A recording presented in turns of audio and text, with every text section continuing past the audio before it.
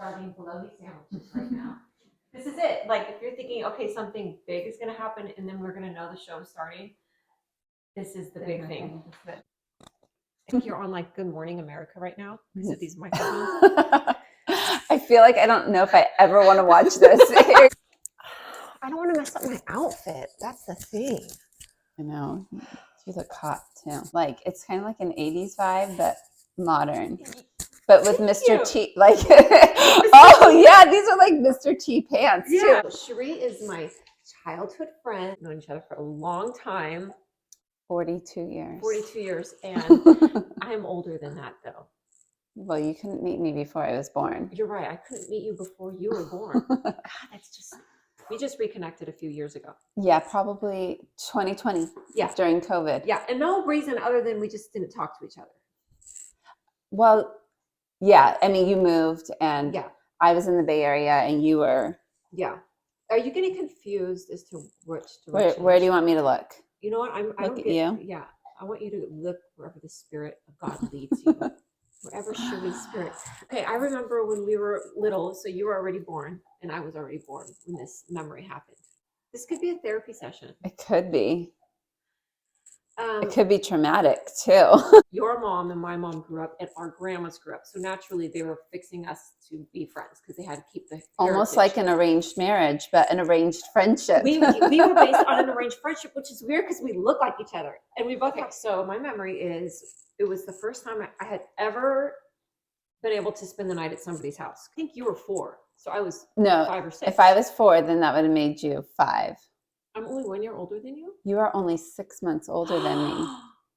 You're a whole grade older than me because I wasn't good at school, just to let you know. Okay, but back to the story. I was going to go spend the night at, they're like, do you want to spend the night at Sharee's house? I said, yes. It was like a nighttime service at church. So it was a Sunday night. Do you remember this? Yes. Oh my gosh. And I was just about to get in the car with you to go home to you and your family. And I started crying and I said, I didn't want to go. I don't want to go. I'm too scared. And they're like, are you sure you don't want to go? And they're egging me to get into the car with you. And all I remember is seeing your face crying, bawling, like, you were so sad and so upset that I wasn't going over. And I felt like such a failure.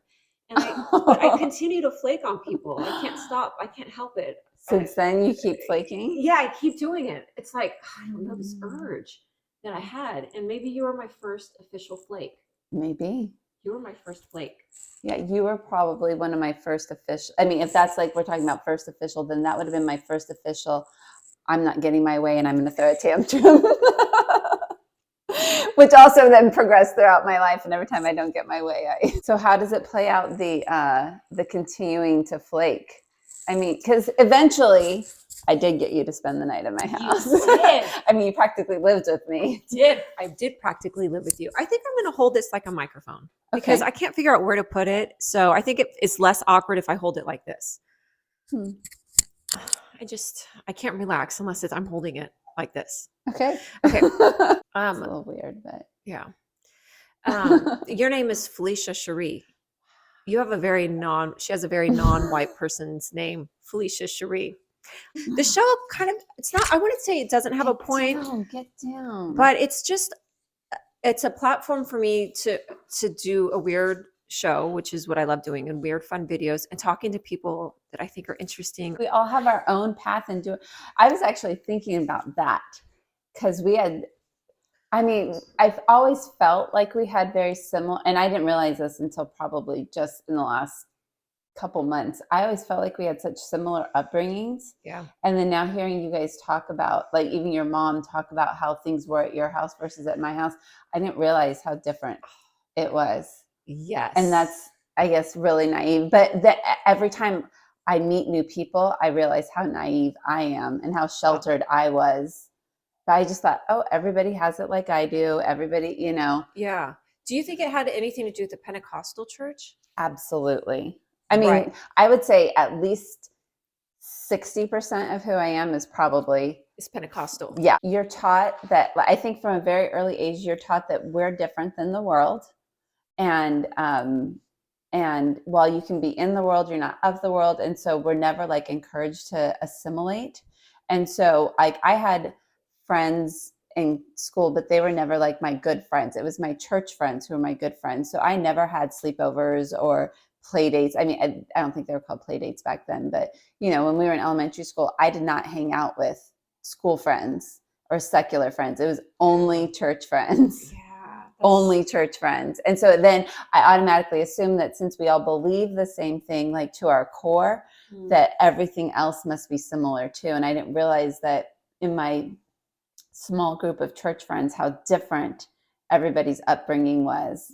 Like I think about, the different families. Yeah, I see what you're saying. Yeah. Right. You just assume that everybody has that same experience that you do, and they don't. But I think that's true. Even if that wasn't involved, it could be your neighbor that has a really horrible family home life. So it's not just because it was Pentecostal that you didn't know. My life was different. That's just how it is sometimes. Yeah. People I don't know. It's so weird because our family, we have a lot of stuff going on, but I lived with you guys when the last few years I lived in the Bay Area. I didn't live with you. I was at your house all the time. Every other day. 3 days in a row. And one day off. Right. And then the one day off, I would go spend the night at your house. Yeah.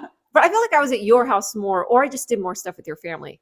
We were together a lot. Yes. It's so much so that it would be 3 days into my time at your house and my family would call and be like, is Julia over there? We haven't seen her for a few days. We had homeless people, the hobos that lived across the street from me and behind me.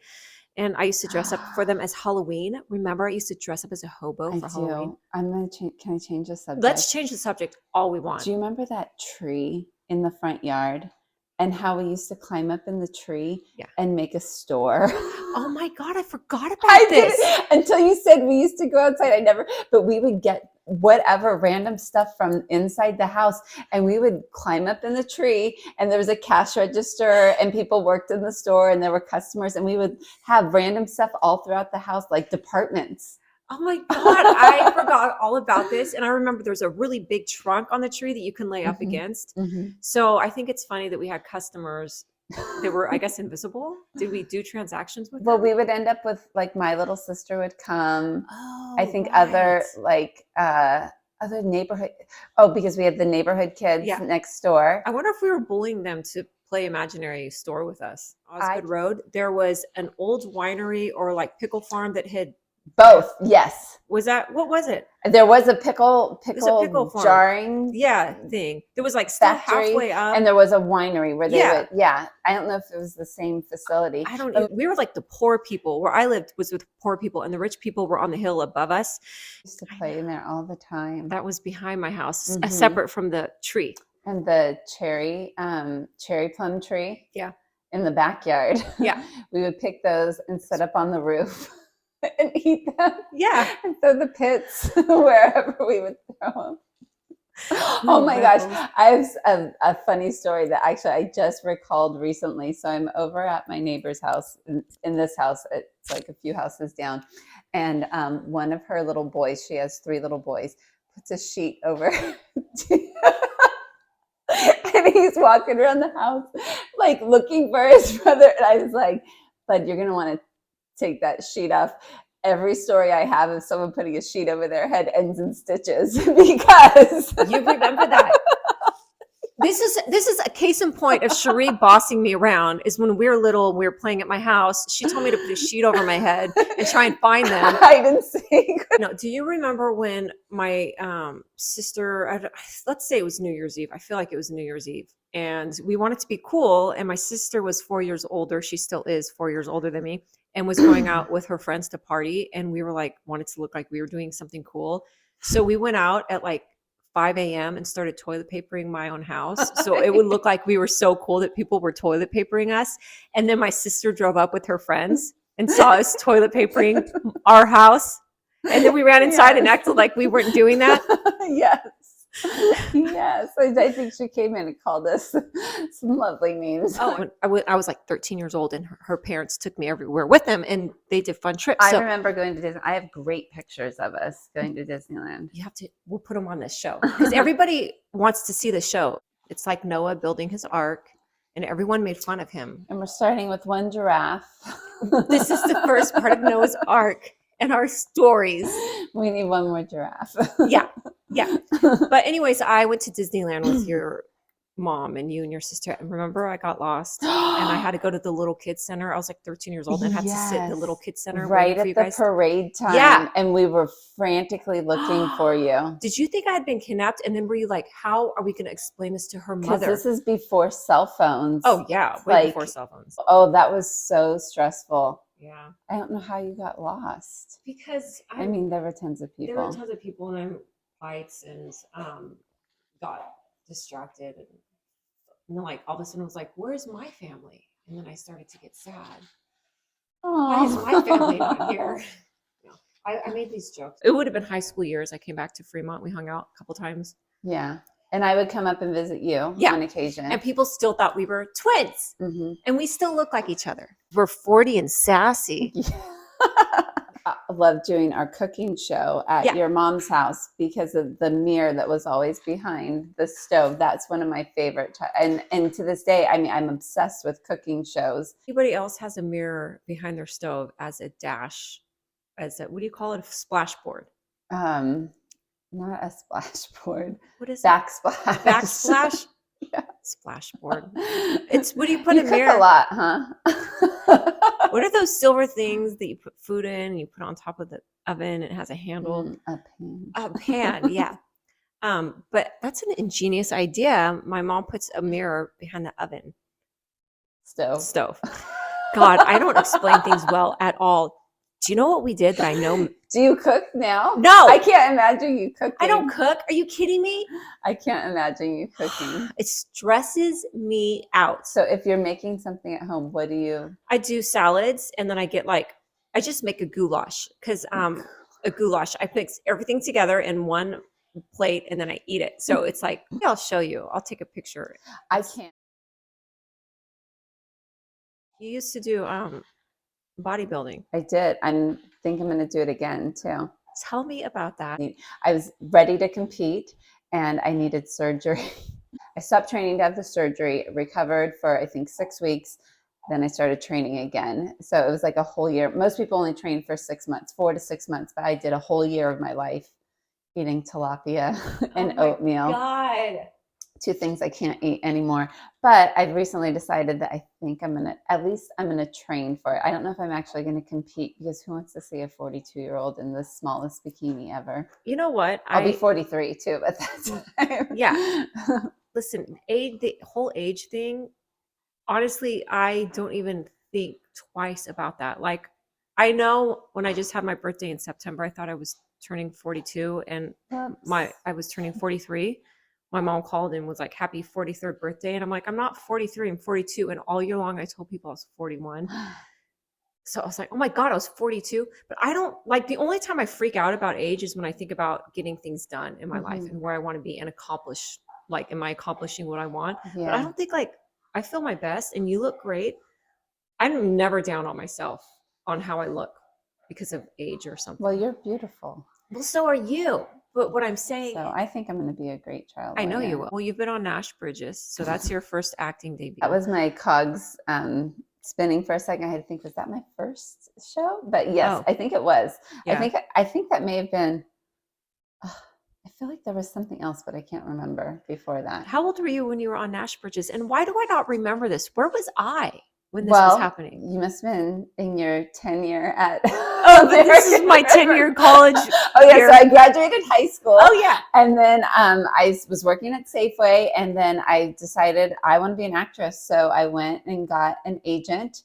I think one of my cousins had distant cousins. I don't know when you would remember, but she had been working with this particular agent in San Francisco. And so I signed up with them and started working immediately. Nice.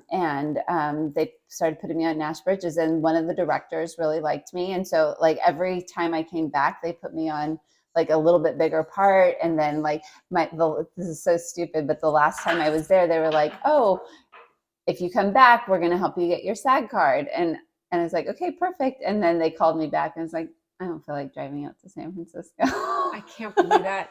People I know work so hard for opportunities like that. And you're like, but pass. That means at least you were good. Well, I could sit on camera and follow direction. That's what it is. Yeah. It's being able to follow direction. I know, because I've been on a lot of shows. Like I've done a lot of bologna sandwich episodes. I guess someone wants to be on the show with us. Yeah. That's perfect. He knew the angle. He came around back. Say something important. Say something nice.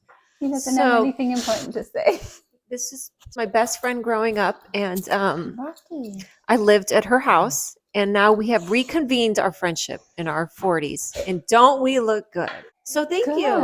Yeah, I think I can be a bitch, and it's because of you, Sharee. But I know that I'm particular, but I still feel like I'm a good friend. And I do feel like people like me because I think I can still be relatable, even though I'm naive and in my head, like I have my own like internal, like, oh God, please get me out of this situation, or don't talk to me anymore. Yeah, you have your own preferences. Yeah.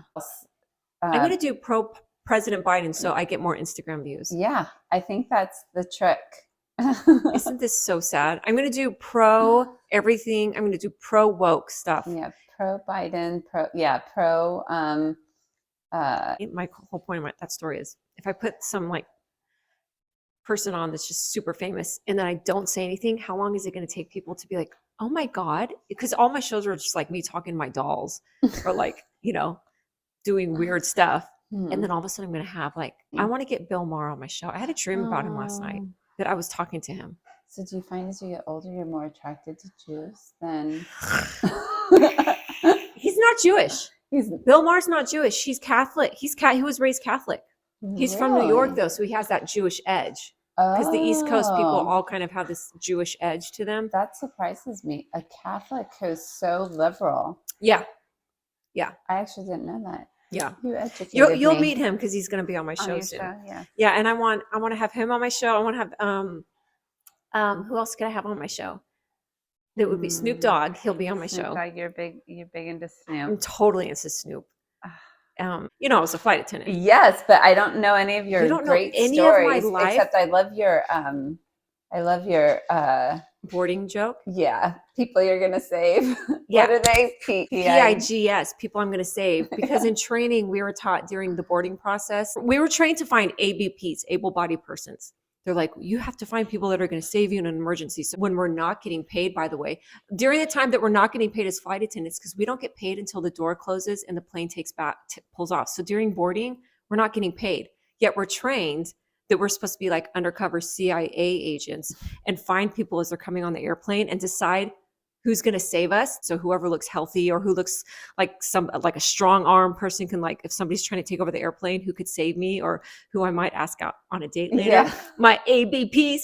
And then I had a joke when I did stand up that I have my PIGS, people I'm going to save. Because I know within the first few minutes of boarding, if I'm going to save you or not. You know how like when you put a bag in the overhead bin, you pick it up and you like put it in the overhead bin? I have seen people, and I'm not lying to you, Sharee, first class and regular class. They pick their bags up and they throw it against the overhead bin harder and harder and harder, like thinking it's going to finally go in. And it's usually men. I'm sorry, but I've only seen men do this. In fact, like slamming their bag against the overhead bin instead of picking it up and putting it in the overhead bin. First class and the back of the airplane do this. These idiots. These are people that I will not save. Okay, that's just like an overall thing. You don't get paid for boarding and deplaning. Well, you're not working. Yeah, exactly. Duh. We're not working. We just have to be CIA agents. Just sitting there looking pretty. We used to play secretary, and then it's interesting because I became a secretary, and I was very bad at it, and I'm horrible. And I worked at an attorney's office as a secretary, and I am so sorry. Did you end up quitting? Yes, I quit. Yeah. Yeah, I was. They were probably like. I mean, I think the day I left, they were like, "Thank God." We don't call them secretaries at my firm. We call them assistants, but I have several, and I love my assistants. They're so great. I was not a legal assistant. I was like literally the secretary in the front of the office, just like the main secretary. I was not a secretary to the attorneys. Oh my God. If I was, I would have lasted 2 days and they would have fired me. Oh. Yeah, I wasn't a legal assistant. You're my best friend and she's my best friend, but I don't want you to be like, if I say my best friend, you know. It's like different phases of your life, though. Yeah. And I always feel like, I think you've heard me say it several times too, because I have my childhood best friend and then I have my adult best friend. Yeah. But it's not like there's no competition, because what I have with you is totally different than If what I have with I her find and what out- you have with Amanda. Right. But if I find out you have a best friend, you better not show me them. Was that girl last night your best friend? Oh, she's going down. Drug bust But number she one. loves you. Okay, she likes me. Loves you so much. Yeah. It's so fun. Do you want me to put a shout out to any men that are single and available? Should I give them your email address? Ooh, that's gonna be a hard pass. Don't Are give you my sure? address, my birthday. Are you sure? Are you sure? What if we started a friend hotline where you could call and just be friends and Friends, conversation? ask advice. Yes. What do you think I should do? I'm going to start an ask advice line, and then you and I are going to do that on our next show. We'll have people call in. Oh, I'd love that. And we Wouldn't could that give be fun? that advice. Yes. Dude. Thanks. I guess that this is it. We will continue and have another episode. Okay. Okay. I'll push end now. Okay. Okay. Bye. Bye. Bye. Wait, look there and say bye. Look where. There. Bye. Bye. Shoulder to shoulder. Woo. Okay. And that's it.